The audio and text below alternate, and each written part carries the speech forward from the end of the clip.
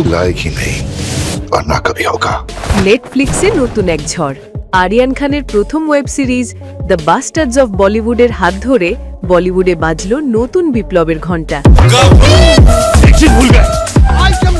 বহু আলোচনার পর অবশেষে মুক্তি পেল শাহরুখ খানের পুত্র আরিয়ান খানের প্রথম পরিচালিত project the bastards of Bollywood.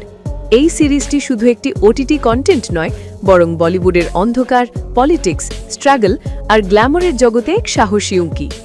Aryan খান নিজে এই সিরিজের রাইটার, ডিরেক্টর এবং শোরানার, এবং এটি প্রমাণ করে তিনি শুধু স্টার কিড নন, একজন ক্রিয়েটিভ স্টোরি টেলারও। और है किस बारे में?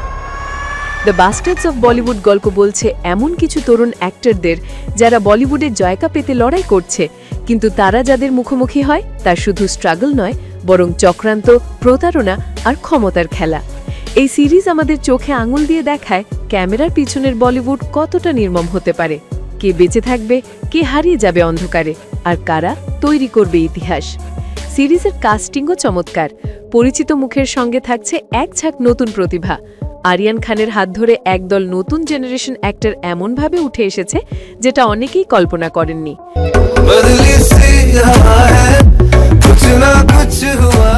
তাদের অভিনয়, স্ক্রিপ্ট আর ডিরেকশন সব মিলিয়ে দর্শকরা বলছেন এটা নেটফ্লিক্স ইন্ডিয়ার অন্যতম বেস্ট প্রজেক্ট। রিলিজের পর থেকেই সোশ্যাল মিডিয়ায় viral the bastards of Bollywood. YouTube, X বা টুইটারে হাজার হাজার রিভিউ, ফায়ার। কেউ বলছে এই সিরিজ দেখার পর আরিয়ান খানকে এক নামে চেনা যাবে, আবার কেউ বলছেন বলিউডের আসল চেহারা সামনে আনায় এটি মাস্ট ওয়াচ। আরিয়ান খান তার বাবা শাহরুখের মতো ক্যামেরার সামনে নয়, ক্যামেরার পিছনে থেকেই বাজিমাত করলেন। সবার ধারণা ছিল তিনি হয়তো বড় হিরো হবেন, কিন্তু তিনি প্রমাণ করলেন যে তিনি একজন ভিশনারি ডিরেক্টর।